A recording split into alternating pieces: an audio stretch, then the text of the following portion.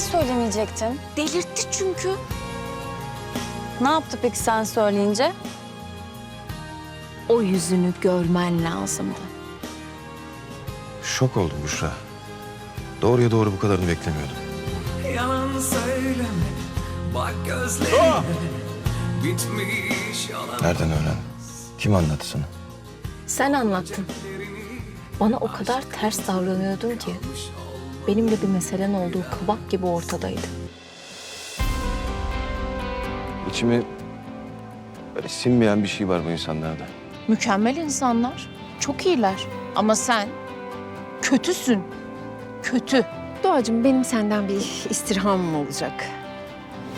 Tabii ki yapabileceğimiz bir şeyse. Hulusi Harcalı. Yaptıklarının bedelini ödemenin vakti geldi artık. Ben ondan hoşlanıyormuşum. Onu Müge'den kıskanıyormuşum. Öyle mi peki? Yok. Hoş adamsın ama ben senin gibi tiplerden hoşlanmam.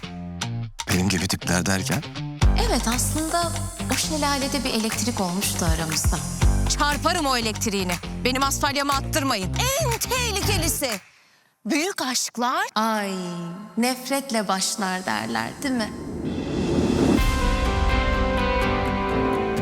Yok, ortadan kaybolmuş. Telefonu kapalı. Ulaşamıyoruz da.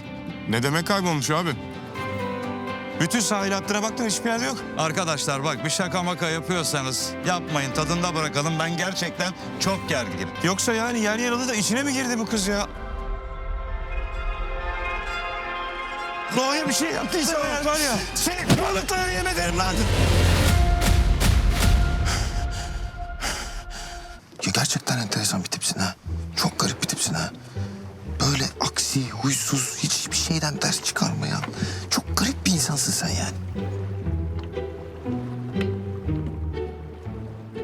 Oyuncak tabancayı gerçek sandın Yaman. Ona ne diyeceğiz peki? Ne ya? Silahlardan anlamak zorunda mıyım ben ya? Anlamam ben silahlardan falan. Çiftçi adamım. İnsan eline alınca anlar ya ağırlığından falan. Yaman, erkek adamsın yani. Vay vay vay vay vay. Cinsiyetçi işaretlemeler yapmayalım, öyle mi? Bu yaptığın ne peki? Hani ben dünyanın en ilkel, en maço, en dayısı insanıydım. Öyle diyordun bana. Bu ne peki? Sevmiyorum silah ya, olamaz mı? Sevmiyorum silah tabanca. Sevenden, hoşlanandan da haz etmem. Onları da sevmem yani. Aman iyi tamam anladık. Anladık, ne yapayım, madalya mı takayım? Doğa, sen gerçekten normal bir insana 2 günde kafayı yedirtirsin ha. Çılgın bir şey yaparsın sen böyle. Normal olmadığını kabul ediyorsun yani. Daha senin yüzünden bakalım bizim başımıza neler gelecek, izleyip göreceğiz beraber. Bakalım hep beraber izleyip göreceğiz.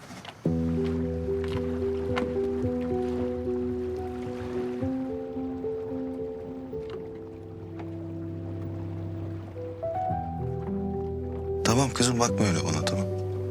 Yok bir şey.